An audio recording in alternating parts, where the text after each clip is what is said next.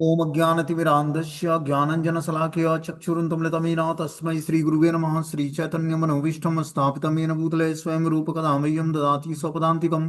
वन्देऽहं श्रीगुरुः श्रीयुतपदकमलं श्रीगुरून् वैष्णवाचं श्रीरूपं साग्रजातं सगण रघुनाथान्वितं तं सजीवं साद्वैतं सावधूतं परिजनसहितं कृष्ण चैतन्य देवम श्री राधा कृष्ण पादान सगण ललिता श्री विशाखानपदाश्च नारायणं नमस्कृत्यं नरं चैव नरोत्तमं देवीं सरस्वतीं व्यासं ततो जयमुदीरये सुन्वतां स्वकथा कृष्ण पुण्ये श्रवण कीर्तनं हृदयन्तस्तु भद्राणि विधनोति सुरसतां नष्टप्रायेषु भद्रेषु नित्यं भागवत सेवया भगवती उत्तम श्लोके भक्तिर्भवति नष्टकी तदा रजस्तमो भावः काम लोभादय चेत इति नरावृद्धं स्थित सत्त्वे प्रसिद्धति एवं प्रसन्न मनसो भगवद्भक्ति योगता भगवतत्व विज्ञान मुक्त संगस्य जायते विद्यन्ते हृदय ग्रंथि छिद्यन्ते सर्वसंशयं क्षीयन्ते चास्य कर्माणि दृष्ट्वा एवात्मनि सरे धर्माप्रोहितो कैटभुवनत्रो परमो निर्मत्सराणां सतां विद्यं वास्त्रमत्रवस्तु शिवदं तापत्रय उन्मूलनं श्रीमद्भागवतं प्रमाणमूलं प्रेमो कुमार्थो महान श्री चैतन्य महाप्रभु मतमिदं तत्रादरुणापरः।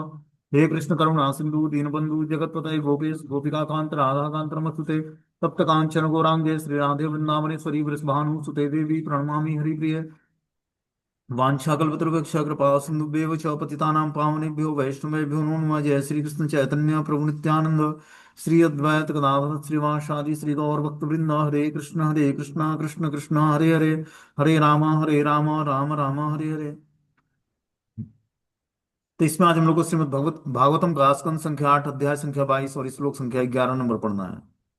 बोलते हैं अथाहमप्यात्म मरिपोष्य वान्वितं देवेन नीतं प्रसभ त्याजित्य श्रियम इदं कृत्यांत क्रांति अवर्ति जीवितं यया ध्रुवम अस्तब्ध मर्तिनं बुध्यते।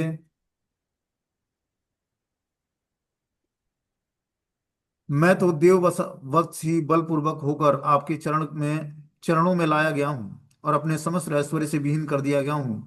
सामान्य संसारी लोग भौतिक स्थिति में रहते हुए नैश्वर्य ऐश्वर्य द्वारा उत्पन्न मोह के कारण पग पग पर आकस्मिक मृत्यु का सामना करते हुए भी नहीं समझ पाते कि यह जीवन नैश्वर्य है। मैं तो देव वसात उस स्थिति से बच गया हूँ। तो ये भगवान बामन देव से बलि महाराज बोलते हैं। क्या बोलते हैं कि मैं तो देव वसात ही बलपूर्वक होकर आपके चरण कमलों में लाया गया हूं।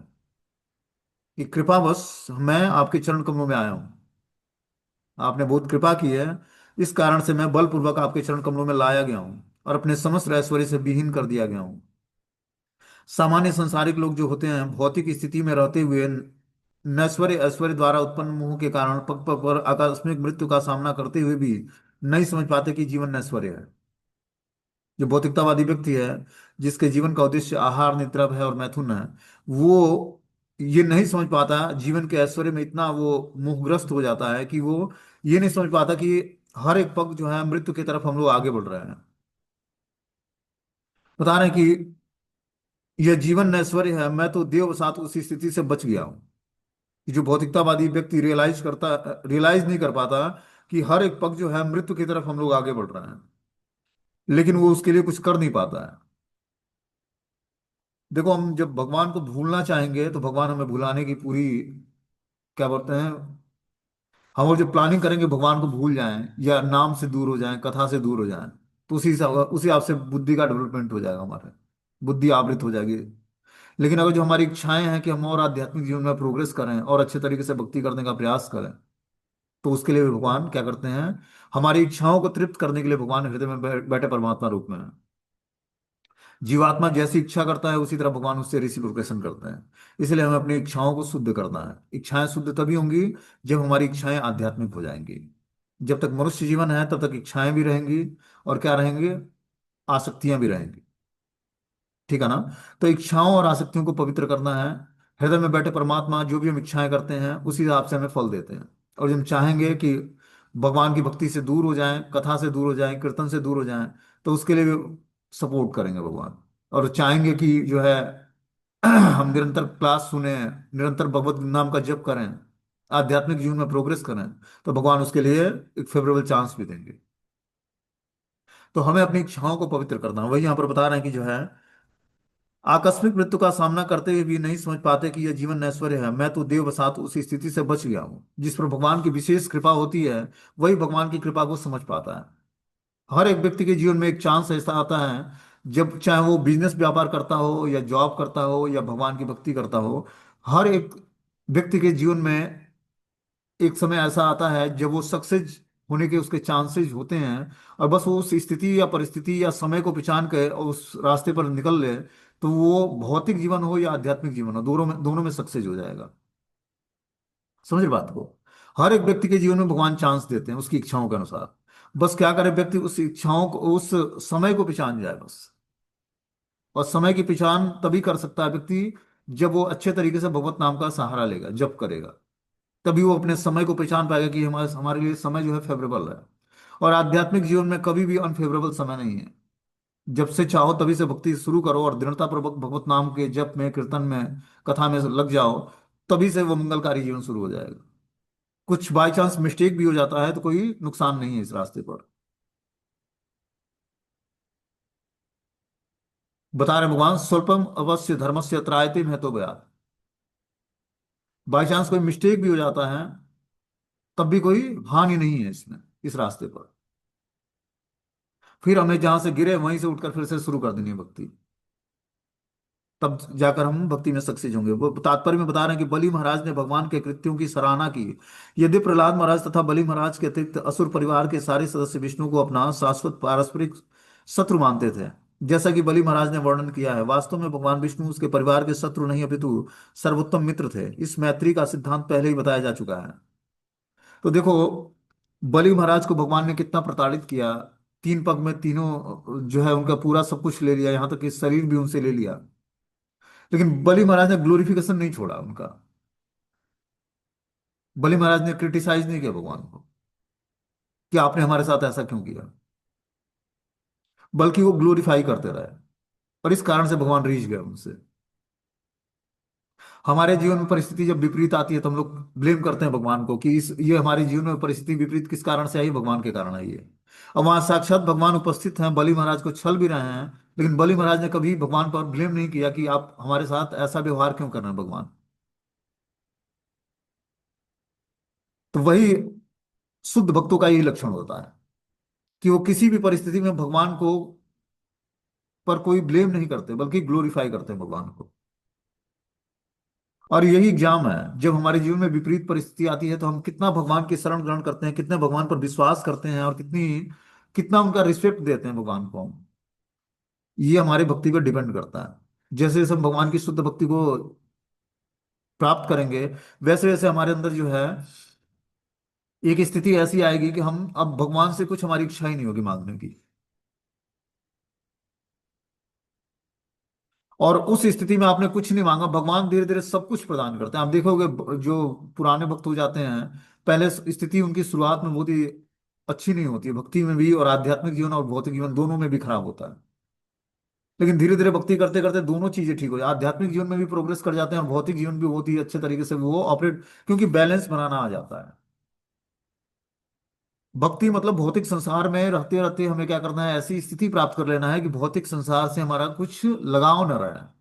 बस वस्तुएं हम लें अपने जीवन यापन के लिए, और आध्यात्मिक संसार में रहें। रहते रहते भौतिक संसार में, आध्यात्मिक संसार में अपनी चेतना को स्थिर करें, और सारा पोषण जो है भौतिक संसार से लें। जैसे कई बार हमने कमल का एग्जाम्पल दिया है। कमल जो है पोषण कहाँ से लेता है? जल और कीचड़ से लेता है।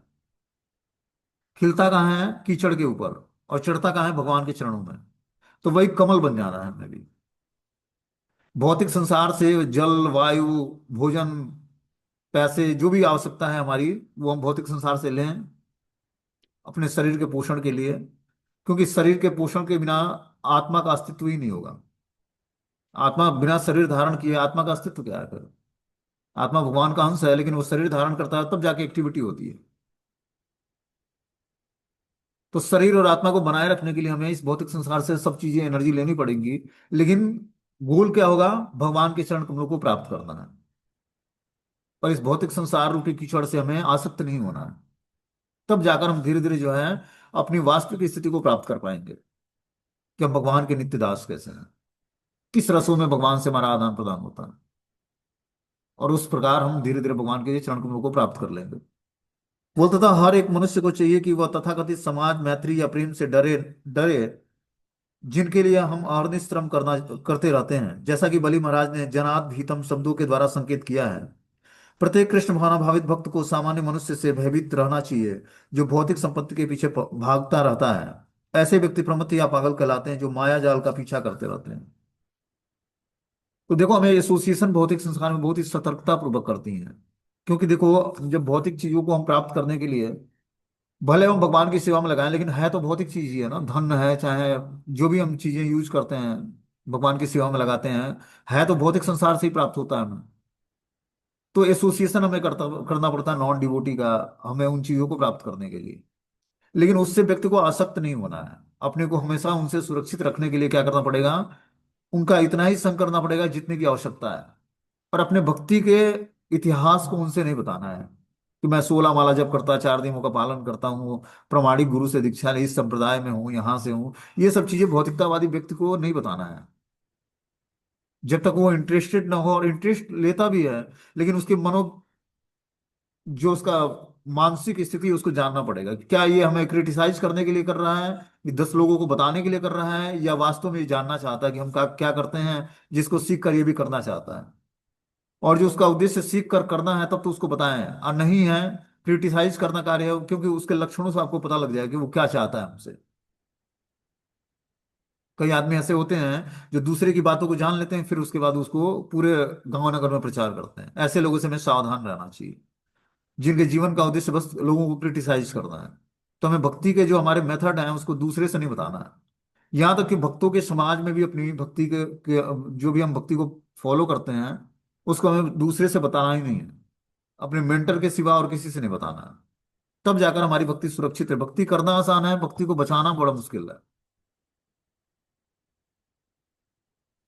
बता रहे हैं, वस्तुतः हर एक मनुष्य को चाहिए कि वो तथाकथित समाज मैत्री तथा प्रेम से डरे, जिसके लिए वह हरदम श्रम करता रहता है, जैसा कि बलि महाराज ने जनात भीतम शब्दों के द्वारा संकेत किया है।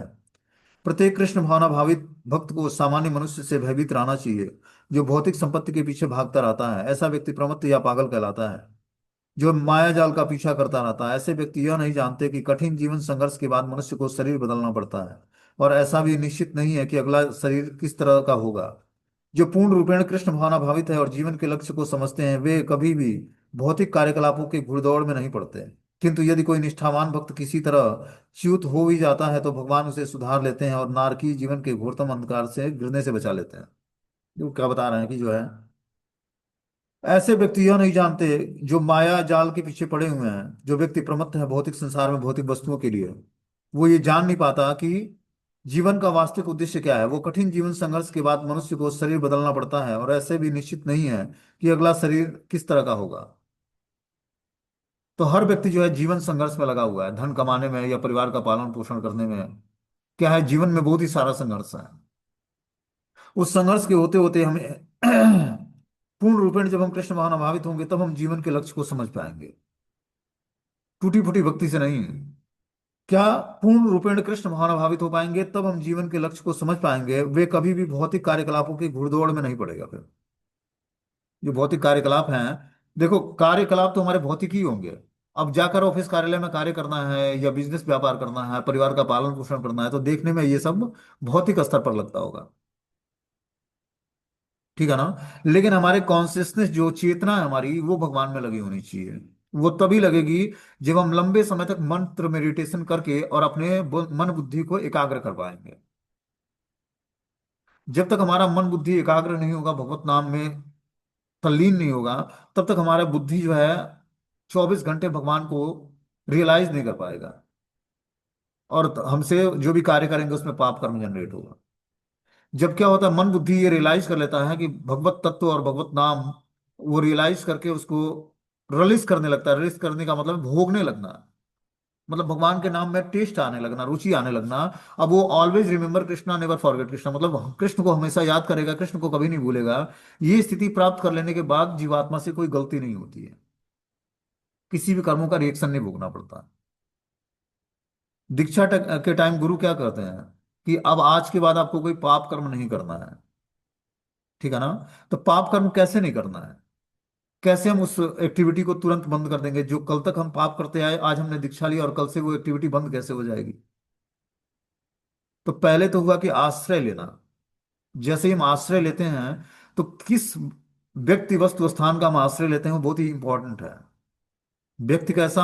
अब जो महाभागवत आचार्य है जो दीक्षा देते हैं, हमारे दीक्षा गुरु हैं, उनका हमने आश्रय लिया, वो भगवान के रिप्रेजेंटेटिव हैं। साक्षात भगवान में और उनमें कोई अंतर नहीं है, बस तत्व का अंतर है। वो जीव तत्व हैं और वो भगवत तत्व हैं। ठीक है ना? अब स्थान, स्थान भी बहुत इंपॉर्टेंट है। ठीक है ना? एक आप मंदिर में जाकर जाप करते हैं, एक घर के जो है चार दीवारी के अंदर जहां पर बहुत सारी चिंताएं हैं उसके अंदर आप जाप करते हैं, तो उसमें भी बहुत सारा डिफरेंस मिलता है हमें। कि घर के अंदर चिंताएं घेर लेती हैं, जपा ठीक से नहीं होता है, बहुत सारे फ्लक्चुएशन आते हैं माइंड में। ठीक है ना? और किसी पवित्र स्थान में, गौशाले में, या फिर नदी के किनारे, या देवालय में, या ऐसे रूम में जहां पर भगवान के श्री विग्रह विराजमान हो, तुलसी महारानी हो, उनके सामने बैठकर घर में ही अगर जो जाप करते हैं, एक पवित्र, हमारे घर में एक ऐसा रूम होना चाहिए छोटा मोटा, जिसमें बस मात्र स्पिरिचुअल एक्टिविटी होती हो, ना खाना ना सोना, कुछ नहीं। वैसे जगह पर जब हम जाप करेंगे, तब धीरे धीरे हम अपने समस्त अनर्थों से मुक्ति प्राप्त करेंगे, क्योंकि हमेशा हमें डिवोटी एसोसिएशन नहीं मिलेगा। हमें क्या करना पड़ेगा? मंत्रों को ध्यानपूर्वक उच्चारण करके इसको ध्यानपूर्वक सुनना पड़ेगा। तभी जाकर धीरे धीरे हमारा जब जपा का प्रोसेस सुधरेगा, तभी हमारे अंदर धीरे धीरे स्पिरिचुअल एक्टिविटी करने की इच्छा जागृत होगी। ये कथा सबको डाइजेस्ट नहीं होगा, क्योंकि ये कथा नहीं है, ये क्या है? सिद्धांत बताया जाता है। श्रीमद् भागवतम का सिद्धांत क्या है? कथा तो वो होता है जो पांडाल प्रोग्राम होता है, उसमें कथावाचक आते हैं और कथा करते हैं, वो एक अलग कथा है। ये क्या है? श्रीमद् भागवतम का सिद्धांत है कि इस सिद्धांत को हम अपने जीवन में अप्लाई कैसे करें। आखिर श्रीमद् भागवतम बस सुनने के लिए नहीं है, इसको अपने जीवन में अप्लाई करना है। जैसे परीक्षित महाराज ने अपने जीवन में अप्लाई करा, तो उनका क्या हुआ? धीरे धीरे भगवत धाम चलेगा। तो ये जो आध्यात्मिक ज्ञान है श्रीमद् भागवतम का, इसको अपने जीवन में अप्लाई कैसे करना है, ये हमें सीखना है। इसीलिए इतने बड़े तात्पर्य आचार्यों ने दिया है। परम गुरु जी ने इतने तात्पर्य दिए हैं, किस लिए दिए हैं? इसीलिए दिए हैं कि इसको पढ़ के समझा जाए कि श्रीमद् भागवतम का वास्तविक उद्देश्य क्या है, जीवन का वास्तविक उद्देश्य क्या है, इसको अपने जीवन में एक एक श्लोक को अप्लाई कैसे करना है। तब जाकर हम जान पाएंगे कि हमारे जीवन का उद्देश्य क्या है, और श्रीमद् भागवतम के अनुसार हमें जीवन कैसे जीना है। बता रहे हैं कि वे कभी भी भौतिक कार्यकलापों की घुड़दौड़ में नहीं पड़ते, किंतु यदि कोई निष्ठावान भक्त किसी तरह च्युत हो भी जाता है, तो भगवान उसे सुधार लेते हैं और नारकी जीवन के घोरतम अंधकार से गिरने से बचा लेते हैं। जब व्यक्ति तीव्रता से भगवान की भक्ति करेगा, तब उसको भगवान निष्ठावान भक्त, बता रहे हैं निष्ठावान भक्त के लिए बता रहे हैं कि जो व्यक्ति निष्ठावान है, वो अपने पद से च्युत नहीं होता, और जो उसे भगवान उसे सुधार लेते हैं, भले वो नारकी जीवन के घोरतम अंधकार में गिरने से बचा लेते हैं। लेकिन जिसके अंदर निष्ठा लेवल की भक्ति जागृत हो गई है, उसके लिए बताया जा रहा है, और के लिए नहीं।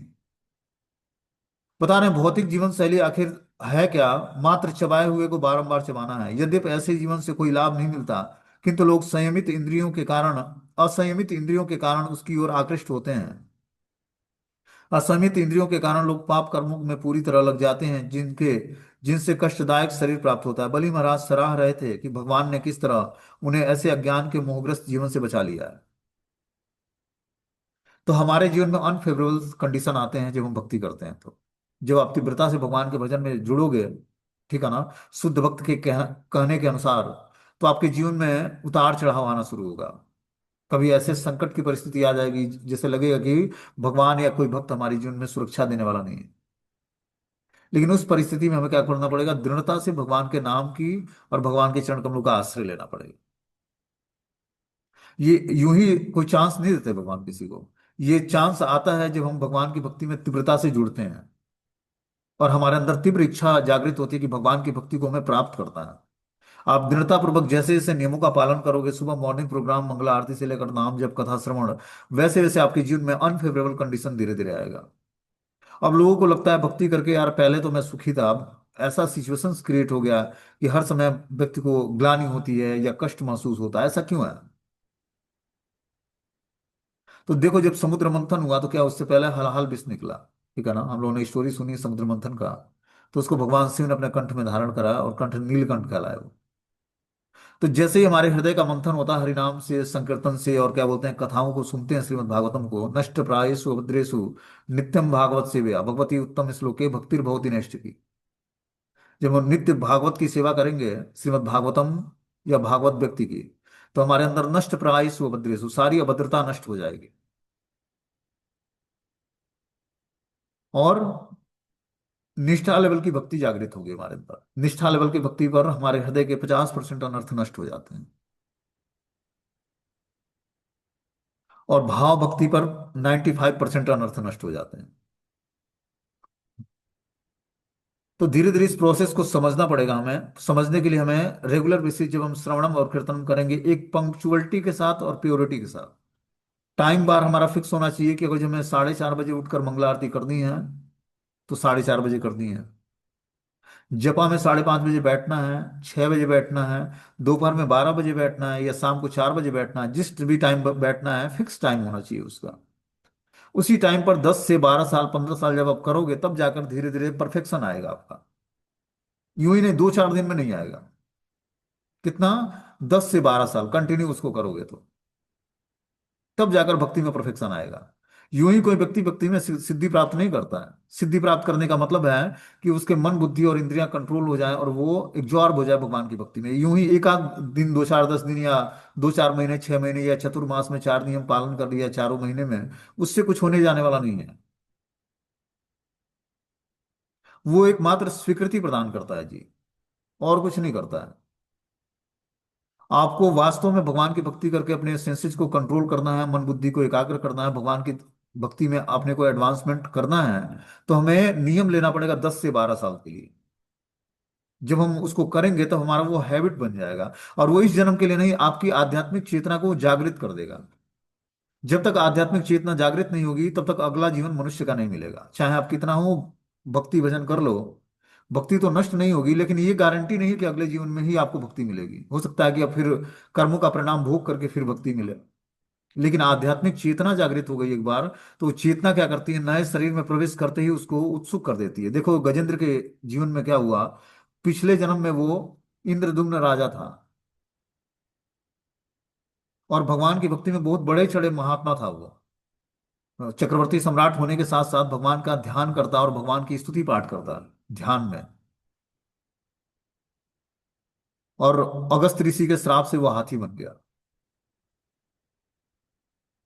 तो हाथी बन गया तो अब उसकी आध्यात्मिक चेतना लुप्त हो गई, क्योंकि हाथी बहुत ही तमोगुणी जानवर होता है। लेकिन जब जीवन संघर्ष में आया, और जो है जब घड़ियाल से युद्ध होना शुरू हो गया, तो 1,000 साल बाद उसकी आध्यात्मिक चेतना जागृत हुई फिर। दूसरा केस भरत महाराज का देखते हैं, जिन्होंने आध्यात्मिक चेतना जागृत करके घर परिवार छोड़कर जो है जंगल में जाकर शालिग्राम गांव के निकट उन्होंने दिव्य तपस्याएं किया, और गायत्री मंत्र का जाप तीनों टाइम स्नान करके और गायत्री मंत्र का जाप करते भगवान श्री नारायण का ध्यान करते। लेकिन हिरण से आसक्ति के कारण हिरण शरीर मिला उनको, और फिर अगले जीवन में हिरण के शरीर में जब आए तो उनकी आध्यात्मिक चेतना हिरण के शरीर में भी जागृत थी। तो उनको लगा कि कालंजर पर्वत से भागते भागते उस शालिग्राम गांव में आए जहां हरिद्वार के निकट है। अब पता नहीं कालंजर पर्वत कहाँ है। और उसी महात्माओं की कुटी के आसपास सूखे पत्ते खाते और क्या करते, वहीं पर बैठते वो महात्माओं के साथ ही। और फिर हिरण का शरीर पूरा हुआ, तो फिर जड़ भरत के रूप में आए और फिर भगवान को प्राप्त किए। तो आवश्यक क्या है कि हम जब इसको 10 से 12 साल किसी प्रोसेस को रेगुलर बेसिस करेंगे, तो हमारे वो नस नाड़ियों में भिन जाएगा अध्यात्म का जो रास्ता है। चाहे जो हमने नियम पालन किए उसको जब हम दृढ़ता से करेंगे इस तरह से। इसीलिए मॉर्निंग प्रोग्राम मिला है कि हम सुबह उठने के साथ ही भगवान को स्नान करके प्रणाम करें, जगाएं, भोग लगाएं, मंगला आरती करें, बैठ के उनके सामने नाम जप करें, श्रृंगारित करें, भोजन भोग लगाएं, और फिर कथा कीर्तन करें या स्वाध्याय करें। तो इसको रेगुलर बेसिस जब हम सुबह के अपने मॉर्निंग प्रोग्राम में इसको दृढ़ता पूर्वक लगेंगे, और हमारी एक्टिविटी दिन भर की हमारे सुबह की साधना को डिस्टर्ब करती है, और जब हम दिन भर की एक्टिविटी हमारी पवित्र रहेगी, तब हमारा साधना भी पवित्र रहेगा सुबह का। इसलिए हमारी एक्टिविटी दिन भर की बहुत इंपॉर्टेंट होनी चाहिए, कि उसको हम किसी भी हालत में खराब ना करें। मतलब एसोसिएशन हमारा पवित्र होना चाहिए दिन भर का। चाहे हमारे उग्र कर्म नहीं होने चाहिए जिस कर्मों से किसी को कष्ट पहुंचता हो, या ऐसे कर्म से धन कमाएं जिसके कारण हमें नुकसान हो, या फिर गलत कार्य करके या रजोगुणी या तमोगुणी कार्य करके धन कमाएं। ऐसे धन से हमें जब भगवान की भक्ति के लिए हम या भगवान के लिए कुछ अरेंजमेंट करते हैं भोजन भोग का, चाहे श्रृंगारित करने का, तो वो चीजें हमें पूर्ण फल नहीं देता है। इसीलिए ईमानदारी से धन कमाकर जो धन मिले उससे जब हम भगवान की भक्ति को, भगवान की सेवा में लगाएंगे उसको, तब जाकर धीरे धीरे भक्ति में हमारा एडवांसमेंट हो, क्योंकि धन कमाना भी भक्ति का एक पार्ट है। ऐसा नहीं कि धन कमाना भौतिकतावादी है। भक्तों के लिए वो भी एक आध्यात्मिक जीवन है। जाकर बाहर काम करके धन कमाना भगवान की सेवा के लिए, ये अध्यात्म का पार्ट है। ऐसा नहीं कि धन कमाना एक भौतिक प्लेटफॉर्म पर कार्य करता है। वो तो जिसके जीवन का उद्देश्य बस आहार निद्रा भय और मैथुन है, वो उसका जो धन कमाना है वो भौतिकतावादी जीवन शैली है। लेकिन भक्तों के लिए ऐसा नहीं है। भक्त तो अपने परिवार का पालन पोषण करने या भगवान की सेवा के लिए धन कमाता है। परिवार के सारे सदस्य भगवान की भक्ति में जुड़े होते हैं। नहीं भी जुड़े हैं तो सपोर्ट करते हैं। सपोर्ट करना भी बहुत बड़ी बात है। सपोर्ट करना भी भक्ति का अंग, उनको स्वीकृति मिल रही है। वो कुछ नहीं करते, आपको सपोर्ट करता है व्यक्ति, अगला व्यक्ति, तो उसको स्वीकृति मिलती है उससे। भगवान उससे बहुत प्रसन्न होते हैं। और वो भी धीरे धीरे अपने पाप कर्मों से छूट जाएगा। हो सकता है इस जीवन में उसको भक्ति ना मिले, लेकिन अगला जीवन में उसको निश्चित रूप से उसको भगवान की भक्ति मिलेगी। क्योंकि उसने भक्त को सपोर्ट किया है, कि बस क्रिटिसाइज ना करे कभी। और हमें भी सपोर्ट करना चाहिए कि वो कभी हमसे चिढ़े ना, कि कोई अपराध ना बनने पाए। इसके लिए बड़े सतर्क सतर्क रहना चाहिए। जहां पर एक ही घर के परिवार में एक ही भक्त होता है, या पत्नी या पति में से एक कोई भक्त है, तो जो भक्त है उसको बड़ा बर्दाश्त करना चाहिए। और भगवान से प्रार्थना करनी चाहिए कि इनको सद्बुद्धि प्रदान करें, ताकि कोई अपराध, क्योंकि भक्त तो आप अपराध नहीं लोगे, लेकिन भगवान अपराध ले लेते हैं। और भगवान माफ नहीं करते। जो भक्तों के प्रति अपराध करता है भगवान जल्दी छोड़ते नहीं उसको। इसीलिए हमें अपराध से अगले व्यक्ति को भी बचाना चाहिए और अपने भी बचे रहना चाहिए। और हमें क्या करना चाहिए, उनके प्रति कोई अपराध नहीं करना चाहिए। क्योंकि हम भक्त बनने का प्रयास कर रहे हैं, हमारी हर एक एक्टिविटी चेकिंग होगी। एग्जामिनर और कोई नहीं होता है। एग्जामिनर अपने भक्तों के बीच में, अपने परिवार के सदस्यों के बीच में ही एग्जामिनर होता है। और परमात्मा उसी के द्वारा इंडिकेशन को समझकर और सैंक्शन करते हैं कि आप भगवत धाम जाओगे या नहीं जाओगे, या भगवान की सेवा मिलेगी या नहीं मिलेगी, या भक्ति में एडवांसमेंट होगा या नहीं होगा। ये सब भगवान परमात्मा के द्वारा सैंक्शन होता है। तभी आपका भक्ति में एडवांसमेंट होता है, कि अगला स्टेप आपको क्या दिया जाए, अगला टास्क क्या मिले आपको, कि जिसमें आप और अच्छे तरीके से भक्ति में परफेक्शन ला सको। समझ बात को। आगे बता रहे हैं इसमें कि श्री सुक उवाच तस्येत्यं भाषणमस्य प्रह्लादो भगवत्तं प्रियम आजगामं कुरुश्रेष्ठम राकापति रियोत्थितम। सुखदेव गोस्वामी ने कहा कि हे कुरुश्रेष्ठ, जब बलि महाराज इस प्रकार अपने भाग्य की प्रशंसा कर रहे थे, तो भगवान के परम प्रिय भक्त प्रहलाद महाराज वहां प्रकट हुए, मानो रात्रि में चंद्रमा उदय हो गया हो। तो प्रहलाद महाराज बलि महाराज के जो है दादाजी थे। प्रहलाद महाराज, बलि महाराज बता रहे हैं कि सुखदेव गोस्वामी की, हे कुरुश्रेष्ठ परीक्षित, जब बलि महाराज भगवान के अपने भाग्य की प्रशंसा कर रहे थे, तो भगवान के परम भक्त प्रिय प्रहलाद महाराज वहां प्रकट हो जाते हैं, मानो रात्रि में चंद्रमा उदय हो गया हो। तम इंद्रिय सेन स्वपितामहम श्रिया विराजमानम नलिना यतिक्षणम प्रांशु पिसंगा अंबर मंजनस विषम प्रलंब बाहु शुभ गर्भ मिक्षतः। तब बलि महाराज ने परम भाग्यशाली व्यक्ति अपने पितामह प्रहलाद महाराज को देखा, जिसका श्यामल शरीर आंखों में अंजन जैसा लग रहा था। उनका लंबा भव्य शरीर पीतांबर धारण किए था। उनकी भुजाएं लंबी थी, उनकी सुंदर आंखें कमल की पंखुड़ियों के समान थी। वे सबसे अत्यंत प्रिय और मोहक लग रहे थे। तो प्रहलाद महाराज का यहाँ पर सुंदर व्यक्तित्व का वर्णन बलि महाराज करते हैं कि परम भाग्यशाली व्यक्ति अपने पितामह प्रहलाद महाराज को देखा, जिनका श्यामल शरीर आंखों में अंजन जैसा लग रहा था। कि श्यामल शरीर था, और आंखों आंखों में जैसा लगता कि अंजन लगा हो, मतलब काजल लगा हो। उनका लंबा शरीर था, भव्य शरीर, पीतांबर धारण किए हुए थे। उनकी भुजाएं लंबी थी, सुंदर आंखें कमल की पंखुड़ियों के समान थी। वे सबसे अत्यंत प्रिय और मोहक लग रहे थे। इस प्रकार प्रहलाद महाराज का सुंदर व्यक्तित्व था। बोलते हैं, तस्मी बलि वारुण पास यंत्रितम समर्पणम नोपजहार पूर्वतम ननाम मूर्ध्वा श्रुव बिलोल लोचनम सब्रीड्य नीचिन मुखो बभूव। वरुण पास से बंधे होने के कारण बलि महाराज पहले की तरह प्रहलाद महाराज को भली भांति सम्मान नहीं दे पाए। उन्होंने केवल सिर के द्वारा प्रणाम किया। उनके नेत्र अस्फुरित थे और लज्जा से उनका सिर नीचा था। तो बलि महाराज को गरुण देव ने वरुण पास से बांध रखा था। प्रहलाद महाराज को भली बात सम्मान नहीं दे पाए, क्योंकि अब वरुण पास से बंधे हुए थे, पूरा शरीर में सांप लपेटा हुआ था। तो वो अब प्रहलाद महाराज को भली भांति सम्मान नहीं दे पाए, प्रणाम नहीं कर पाए। उन्होंने केवल सिर के द्वारा प्रणाम किया। उनके नेत्र अश्रुपूरित थे और लज्जा से उनका सिर नीचा था। देखो, वरुण पास में बंधे होने के बाद भी बलि महाराज भगवान को ग्लोरीफाई कर रहे हैं। कितनी महानता है बलि महाराज की, कि भगवान ने बांध दिया और सब कुछ छीन भी लिया, उसके बाद भी उन्होंने एक बार भी भगवान को क्रिटिसाइज नहीं किया। इसीलिए महाजन बने और आत्मसमर्पण के आचार्य बने, कि कैसे व्यक्ति को आत्मसमर्पण करना चाहिए भगवान को, और भगवान से तनिक भी कुछ इच्छा नहीं करनी चाहिए, है ना। भगवान से कुछ ब्लेम करना चाहिए कि आप हमारे साथ ऐसा क्यों कर रहे हैं। इतना कोई नॉर्मल भक्त के साथ ऐसा नहीं होगा। ये बलि महाराज के चरित्र से भगवान दिखाना चाहते हैं कि भक्त का कितना सहनशील होता है। ये सहनशीलता है। और फिर आप देखोगे कि बलि महाराज को भगवान देते क्या है, सुतल लोक का राजा बनाते हैं, जो कि स्वर्ग से भी ज्यादा सुंदर है। और भगवान खुद वहां पर द्वारपाल बन जाते हैं। बोलते हैं चूंकि बलि महाराज को भगवान वामन देव ने बंदी बना लिया था, अतएव वे निसंदेह अपराधी माने जाने के योग्य थे। और बलि महाराज गंभीरता पूर्वक अनुभव भी कर रहे थे कि भगवान के अपराधी हैं। प्रहलाद महाराज को निश्चित रूप से यह अच्छा नहीं लग रहा था, इसलिए बलि महाराज लज्जा से अपना सिर नीचा किए हुए थे।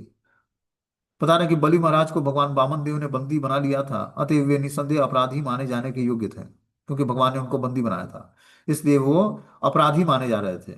बलि महाराज गंभीरता पूर्वक अनुभव भी कर रहे थे कि वे भगवान के प्रति अपराधी हैं। किस कारण से अपराधी हैं? उन्होंने 3 पग जमीन देने के लिए वादा किया था, और 2 पग में ही सारा कुछ अपना गंवा दिया था। प्रहलाद महाराज को निश्चित रूप से यह अच्छा नहीं लग रहा था, कि इसलिए बलि महाराज लज्जा के मारे अपना सिर नीचे किए हुए थे। जब प्रहलाद महाराज ने देखा कि वहां पर सुनंद जैसे अपने घनिष्ठ संगियों के से घिरकर एवं पूजित होकर भगवान बैठे हैं, तो उनकी आंखें प्रेम आंसुओं से झलझला उठी। उनके पास जाकर और भूमि पर गिरकर उन्होंने सिर के बल भगवान को प्रणाम किया। तो भगवान के जो नंद सुनंद पार्षद हैं, जो घनिष्ठ संगी हैं, भगवान उनके द्वारा पूजित हो रहे थे वहीं पर। यह देखकर प्रहलाद महाराज के नेत्रों से अश्रु की धारा बह उठी, प्रेमाश्रुओं की धारा, और भूमि पर गिरकर भगवान को दंडवत प्रणाम करते हैं। फिर क्या बोलते हैं? श्री प्रहलाद उवाच त्व एवं दत्तम पदमैन्द्रियं मूर्जितं हृतं तवे वाद्य तथैव शोभनं मन्ये महानस्य कृतो अनुग्रहो बिभ्रसितो यक्षीय आत्ममोहनात्। प्रहलाद महाराज ने कहा, हे प्रभु, यदि बलि को इंद्र पद का महान महान ऐश्वर्य आपकी ही देन है, और अब उनको आप ही छीन लिया है। मेरे विचार से आपने दोनों ही बार महान सुंदर कार्य किया है। क्योंकि स्वर्ग के राजा का उच्च पद उसे अज्ञान के अंधकार में डाले हुए था, अतएव आपने उसका सारा ऐश्वर्य छीन कर उसके ऊपर महान अनुग्रह किया है। तो भगवान किसी को अपना ऐश्वर्य प्रदान भी करते हैं या उससे छीन लेते हैं, दोनों ही केस में उस भक्त का ही मंगल होता है। यहाँ पर प्रहलाद महाराज बताते कि हे प्रभु, यद्यपि बलि महाराज को इंद्र का पद आपने ही इसको दिया था, आपकी ही देन है। क्योंकि इंद्र का ऐश्वर्य बढ़ने के कारण इंद्र का गर्व बढ़ गया था, इसलिए भगवान ने असुरों से उनको हरवा दिया। अब उसको आपने छीन लिया है बलि से। मेरे विचार में आपने दोनों ही बार समान सुंदरता से कार्य किया, पहले देकर और फिर छीन कर। तो हम देखते हैं कि जो बड़े बड़े, कभी कभी जो है भगवान किसी को ऐश्वर्य प्रदान करते हैं, धन देते हैं, ठीक है ना, और बहुत सारा उसको धन देते हैं। लेकिन उस धन का अगर जो व्यक्ति सही उपयोग नहीं करता है, तो भगवान उससे छीन भी लेते हैं। इसीलिए हमें हर परिस्थिति में क्या करना चाहिए? विनम्रता बनाए रखना चाहिए। भगवान कभी कभी देकर एग्जाम लेते हैं और कभी कभी छीन कर एग्जाम लेते हैं। दोनों परिस्थिति में व्यक्ति जब तक संभाव की स्थिति नहीं प्राप्त करेगा, तब तक उसका एडवांसमेंट नहीं होगा। भगवान कभी दे देते हैं बहुत सारी चीजें, और कभी छीन लेते हैं सारी चीजें। दोनों परिस्थिति में उस जीवात्मा का ही कल्याण होता है, लेकिन उस परिस्थिति को व्यक्ति समझे कि भगवान की कृपा से मेरे पास आया हुआ है, और भगवान की कृपा से एक दिन चला जाना है। तो घमंड किस बात का? इसलिए उसको, और जो है, जब भगवान कुछ उसको भौतिक ऐश्वर्य देते हैं, जो भगवान के पास 6 ऐश्वर्य है इनफाइनाइट मात्रा में, वो अपने भक्तों को कुछ मात्रा में दे देते हैं, तो उसके अंदर और गंभीरता आनी चाहिए। उसको दिव्य सेवा में लगानी चाहिए, भगवान के भक्तों की सेवा में, जिसको आवश्यकता है उसकी सेवा में। मान लो किसी के पास धन भगवान ने दिया, अब किसी को जरूरत है धन की, तो आप उसको दे सकते हो कि वो अपने काम में यूज कर सके उसको। अब उससे तुलना करवा रहे ये तो भिखारी है, मेरे ही टुकड़ों पे पलता है ये, ऐसा भी विचार आता है ना लोगों के अंदर में। तो ये विचार गलत है। आपको भगवान ने दिया है, उसको जरूरत है, आपने दे दिया, मतलब भगवान की आवश्यकताओं में आपने सहयोग किया। उस व्यक्ति की आवश्यकता थी, आपने उसको धन दे दिया, तो उसकी आवश्यकताएं पूरी हो गई। भगवान ने एक आपको माध्यम बना दिया।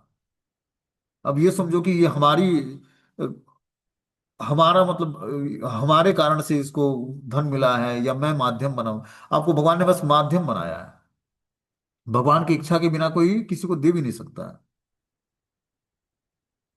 और भगवान जानते हैं कि किसको कहां पर निमित्त बनाना है। तो हर परिस्थिति में भगवान की कृपा को देखना बहुत ही आवश्यक है।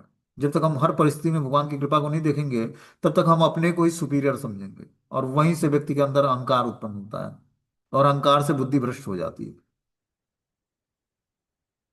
जो ऐश्वर्य हमें मिला भगवान की कृपा से, भगवान ने दिया हमें, उस ऐश्वर्य का उपयोग हम भगवान के या भगवान के भक्तों की सेवा में कर भी दिया, तो भगवान की संपत्ति को तो लगाया भगवान की भक्तों की सेवा में। तो इसमें अभिमान किस बात का कि मैं सेवा ना करूं तो कोई और नहीं करेगा। भगवान ने एक चांस दिया, एक माध्यम बनाया, बस इतना ही है। इसके लिए अभिमान किस बात का कि इसके लिए तो भगवान को थैंक्सफुल होना चाहिए, भगवान ने हमें एक चांस दिया कुछ भक्तों की सेवा करने के लिए।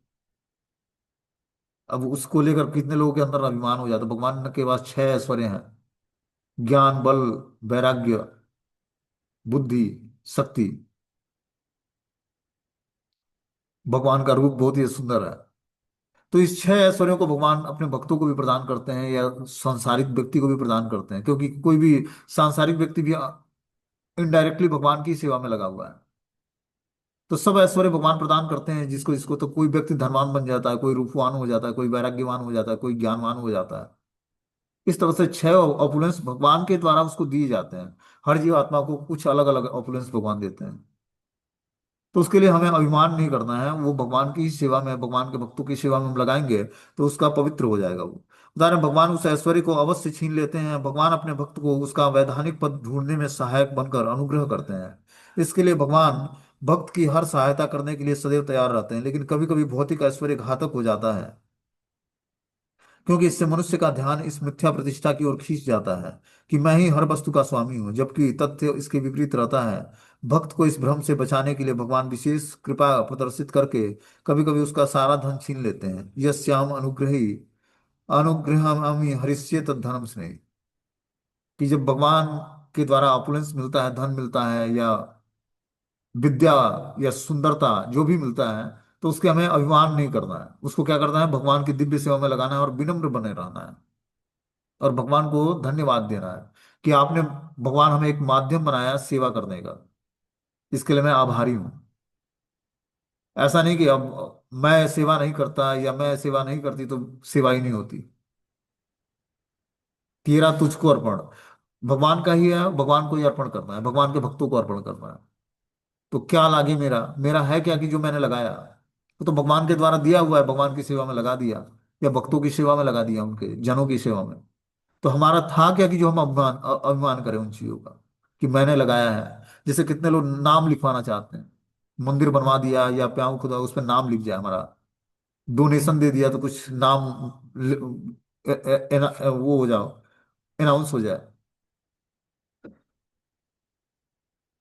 तो इन चीजों का बेनिफिट क्या मिलना है। हम नाम के लिए थोड़ी ना दान देते हैं या कुछ भी एक्टिविटी करते हैं, तो उसका बेनिफिट क्या मिलेगा।